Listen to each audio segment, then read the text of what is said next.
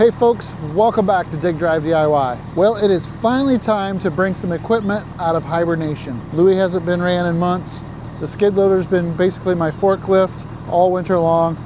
And well, I was finally able to get things switched around. I put one of my favorite attachments on the 331G, and I got a call about a little job in town. So we're gonna take this stuff, head on into the big city, and hopefully come home with something worthwhile. And we finished burning firewood for the year. So I want to give you my summary of our new gasification boiler's first season. How much wood did we use? How much ash did I produce? What are my overall thoughts of my first season with a new gasification wood boiler? I got to do the final clean too. So all that coming up. Dig Drive DIY. Man, I haven't driven this thing in a while. It's a hitchhiker. Hi, Penny. Okay.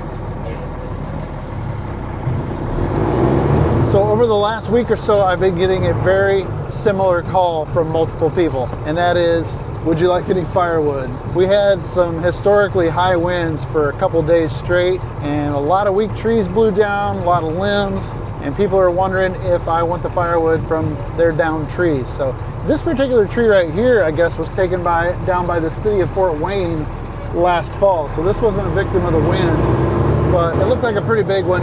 It's a maple probably. It's not great for firewood, but it's already cut into logs. So a lot of the work is done. All I've got to be able to do is pick it up and load it in the truck and get out of there. I really don't expect it to take a long time, but you just never know. What I am worried about is tearing up the ground with the skid loader tracks and, you know, marking everything all up. Plus, I do have to have the truck sitting on the street in order to load it. So if there's too much wood, then you run the risk of, you know, overflowing the truck. But I don't think that's going to be the case. We're just going to show up in town, see what it looks like, and hopefully if all goes well, we'll come home with a quick, easy load of firewood. That's the plan. We're right here in the middle of it, aren't we?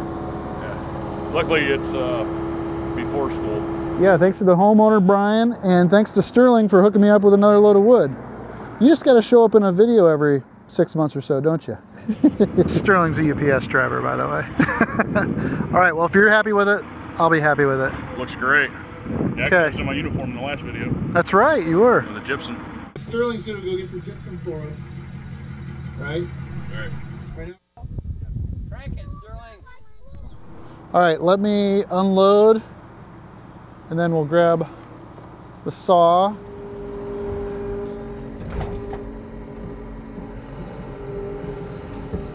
There's a good bit of wood here.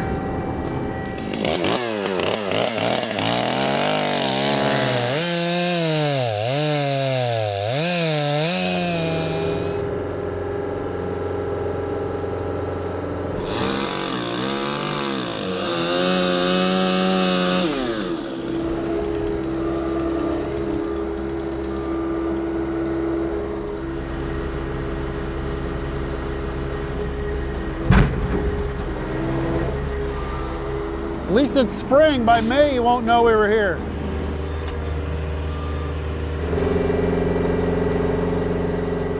Okay, so I got a few of the smaller ones on the bottom to kind of protect the floor. Now I'm going to get these big honkers in there. These are bigger than I thought. There's a lot of firewood here. So I think there might be a honeycomb in there, according to Sterling.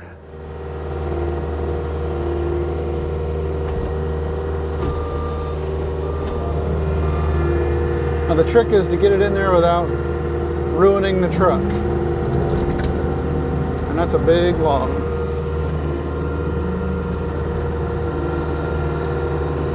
I might have to take the tailgate off when I get home.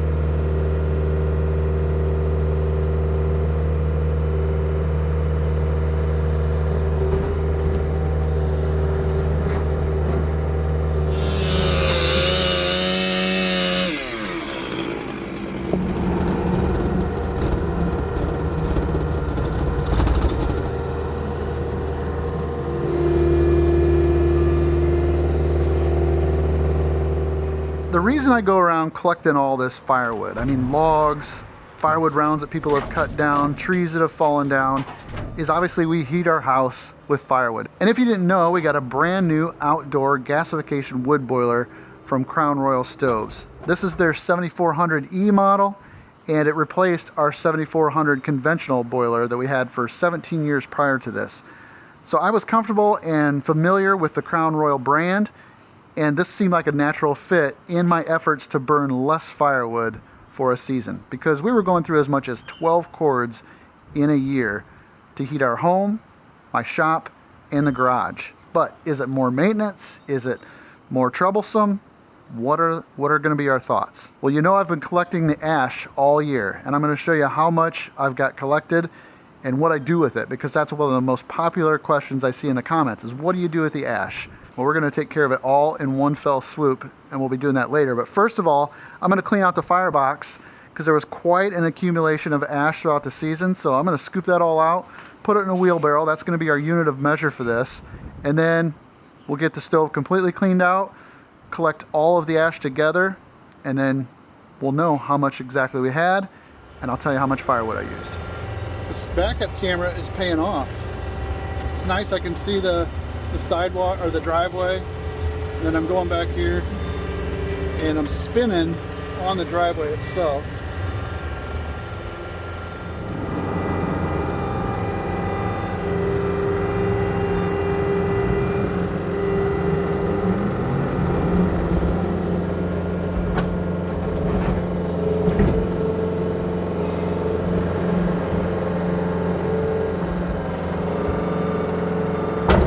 Okay, I think this is my last load I'm going to be able to fit on the truck.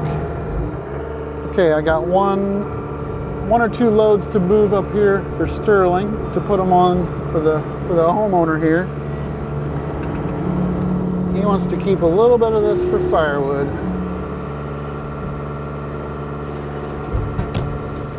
Okay, we got one more piece to get out of here. It's not going to fit in the truck, so it's got to be hauled in the skid loader.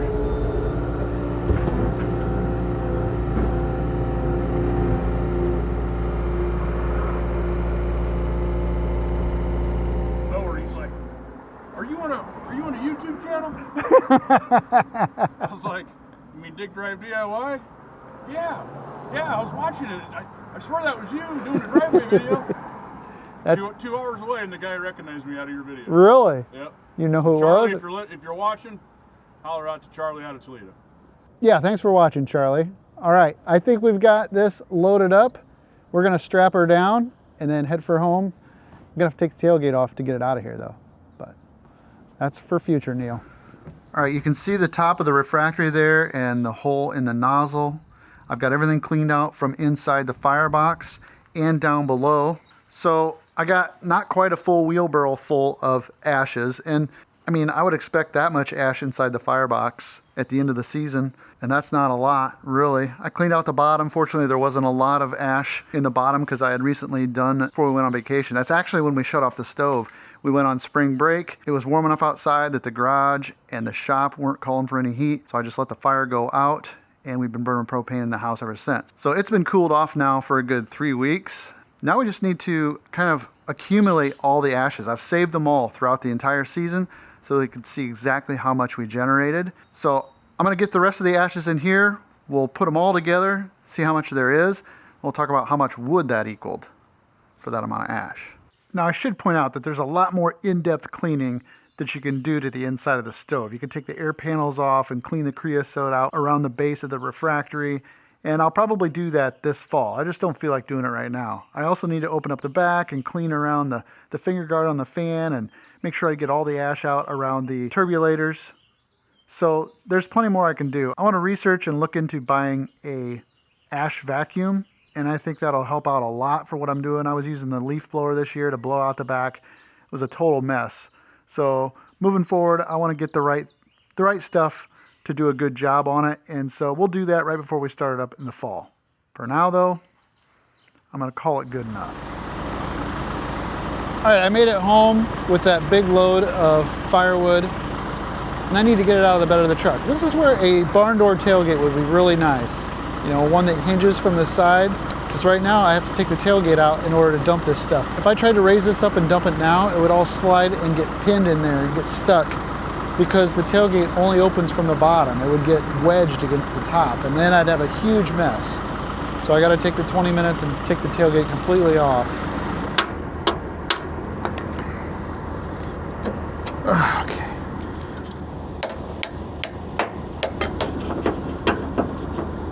Okay. Getting dark. Can I get this done? Can I put all my trust in this little 1/4-inch bolt to lift this giant tailgate?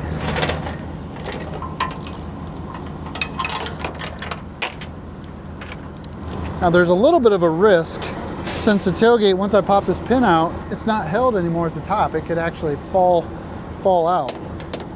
It's moving that way, but there. Okay. Well, at least it didn't fall open. Now I will get down and open the tailgate from the bottom, the latches. Spider-Man does whatever a spider can.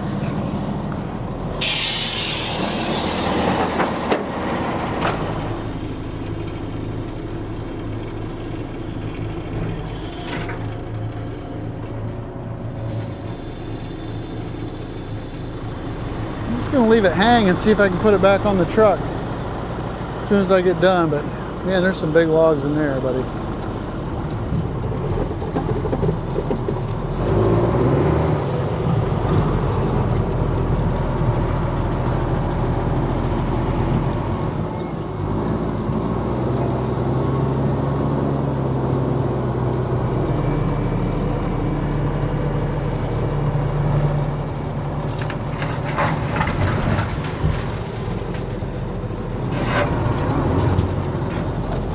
Well, it didn't come out very square, but thankfully we've got that M&M Hydra Rake Grapple to clean this up. So I'll get it sorted with the Grapple, but not right now. If I got enough daylight, I'll put the tailgate back in there and call it a night.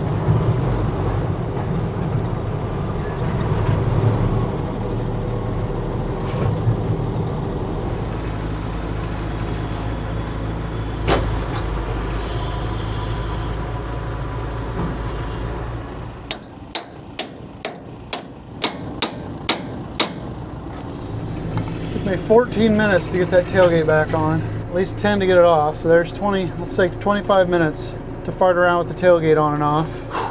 Well, that is the last time I'm gonna struggle to mess with that tailgate. You've been hearing me say how I'm gonna put a barn door swing tailgate on that truck for too long. So now I vow to do it.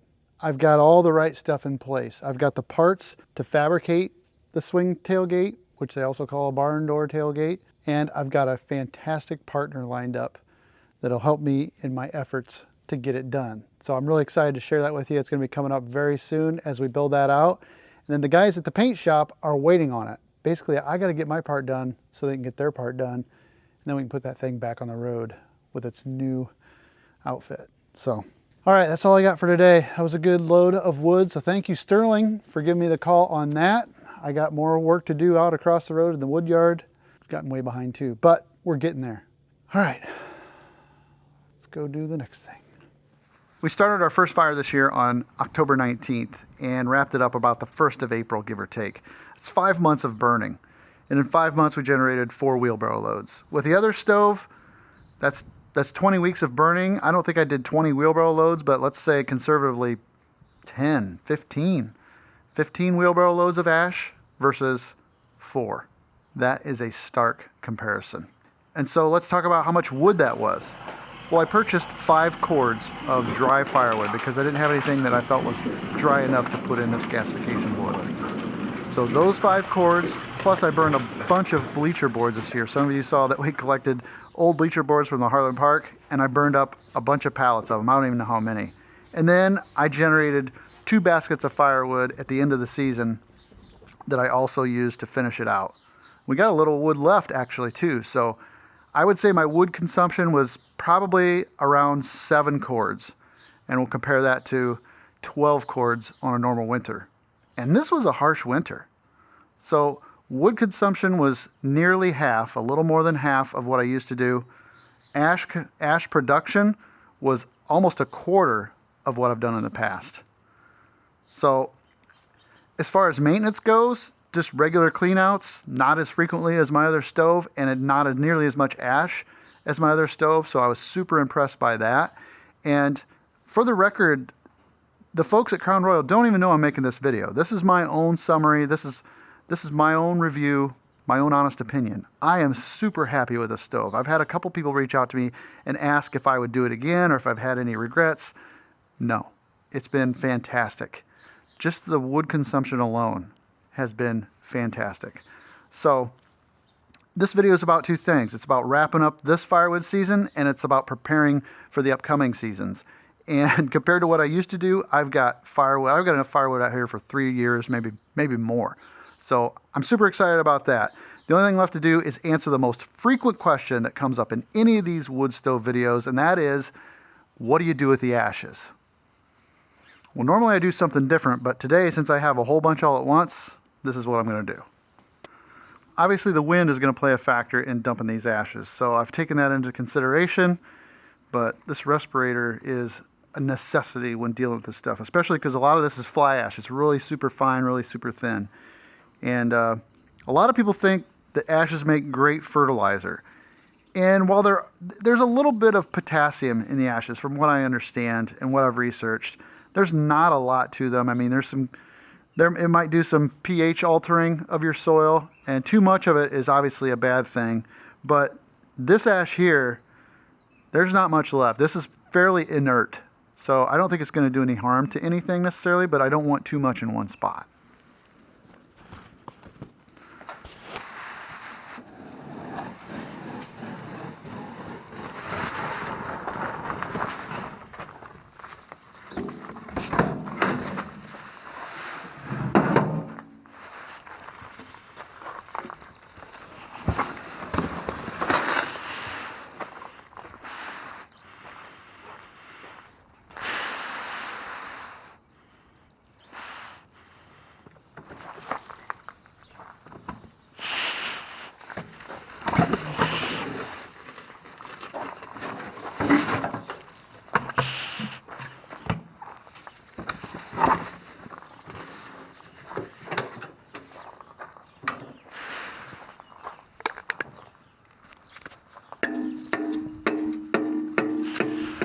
All right, that wasn't as bad as I thought. So I filled up the 4th wheelbarrow just to see. I had 4 full wheelbarrows and a little bit more, but man, for a full season, 5 months of burning, 6 cords of wood or more, it's not too bad. Now, the only thing left is, I got an idea.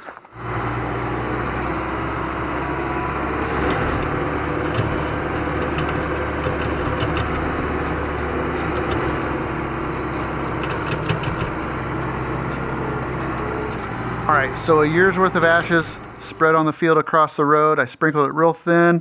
It's windy enough that it blew away, and with a rain or two, you'll never know it was out there. So normally throughout the year, I take care of a bucket full or even a wheelbarrow full at a time. That's a lot of times I would dump it in the trash can just to get rid of it. But moving forward, I think I can probably just lose it in the field and you will never know it was there. But you see what it takes to get wood for the next year, and you saw what all occurred during the course of this year burning our new gasification boiler. There's one more important thing I'd like to mention before I go, and that is that I have been posting some midweek videos. Not every week, but 2 or 3 times I've released a video on Thursday. I might do some on Wednesday. If you've missed that, then there's a chance you're not subscribed or that you don't have the notifications turned on. I have people every week tell me they didn't know they were no longer subscribed, and then I have people catch a video and say, "It's nice to see you posting again. I've missed you." Well, I haven't missed a Sunday in years. So if you're missing videos or think I haven't been posting, then you're not getting notified of them. So double check that. We've also got a link here to Patreon where you can support us on the side and see some behind the scenes content and personal commentary. It's a different video format over there. I don't get nearly as polished and nearly as worried about the editing on those videos, but it's a great place to interact with viewers. So if you would like to do that, then check us out over there. Otherwise, I just want to thank you so much for clicking on this video. It means a lot to me. Thank you for watching. I hope you liked it. And if I'm lucky, I'll see you in the next one. Okay. Finally feels like spring here. Spring break was an awful teaser for this, so we're ready. Okay, you know what? We're going to have a new little feature that we're going to include in some videos randomly, periodically, whenever it happens. I stopped at the post office today on my way through Harlan, and I was surprised to discover there were some packages waiting for me. And of course, I never know when they're coming, but these are from viewers, I assume. So we're going to open them up and see what we got. This is always fun. I've gotten things from viewers in the past, and I'm always grateful for it. It's always fun to open the packages. But then I don't thank them right away, or I don't get a message out to them, or I save it until Christmas time, and then I'm fearful that I always forget someone. Martin's Meats. Ooh, it's a bunch of meat sticks. Oh my gosh, a ton of meat sticks. H2 snack sticks. Keep refrigerated or frozen. They're still cold. Still cold. All right. Well, we'll try them out. Thank you to whoever sent these. Martin's Smoked Meats. Thank you. All right. Like I said, you may not be watching this when I open them either. So we may just stick this in whenever we get a little mail time stuff. This one's packaged up nice. Hopefully there's a note inside this one. Oh, I can tell by the shape of this what it is. Oh, there's a letter. Hello, Neil. My name is David Fisher from Farmland, Indiana, a longtime viewer of your channel. Hoping you like the hat. Honda Hoarders is a Facebook group full of ATC enthusiasts. This is super cool. This is actually very cool.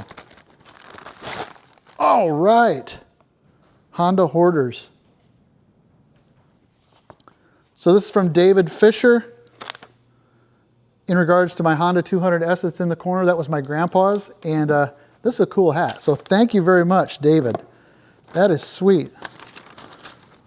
Look at this one.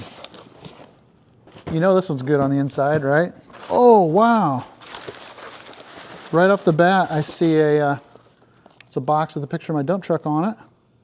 Isn't that cool? That's awesome. Here's a card. There's a bunch of goodies in here.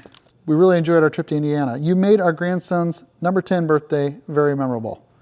So Easton is a kid, I met his grandparents actually, and I gave him a few stickers and stuff for his birthday, and his grandparents are thanking me for that. Bill and Vicky. Bill and Vicky, thank you very much. You've made my day. I'm so glad to hear that Easton had a good birthday. Neil, oh, look at that. Easton made something here, it looks like. Oh, they're 3D printed coasters. Look at that. So cool. Easton, buddy, you're making my week. That is sweet. That's gonna stay right out here in the shop. Look at that. John Deere mug on my John Deere coaster. Keep on DDDing. I love it, Easton. Your friend Easton. Thank you so much, buddy. Well, you might have outdone what I did for you, I think, here. Oh, a couple Sharpies. That's someone that watches the channel. They know how much I like Sharpies. Oh! Jeez Louise. Sharpie heaven. You know how I like having a Sharpie in like every pocket, every bib, every truck? This will make that happen. Thank you so much, Easton and Nana and Papa, for making that happen. It was a pleasure, and hope you had a great birthday. All right, last one. I gotta tell you, yeah, I was pretty surprised when I went to the post office today. Normally there's not a stack of packages in there. Oh, what's this? Oh, you know what these are? I know what these are. Somebody emailed me about this. I think this is Jeremy. This is cool. This is a set of retractable ratchet straps to put in my truck. So I think you use these, you put these on the bed on the inside, and you can, so you hold the yellow button, pull out your strap, and then you can probably, once you get it hooked, then yeah, it'll tighten to almost tight, and then you finish ratcheting it up the rest of the way. That is so cool. Thank you, Jeremy, for the ratcheting. I would have used these today, actually. I made a trip to Menards, and I could have used these today. And these bolt right into the bed of my F-150. Thanks a lot, bud. Boy, this is a cool little surprise to my day. So, all right, that was mail time.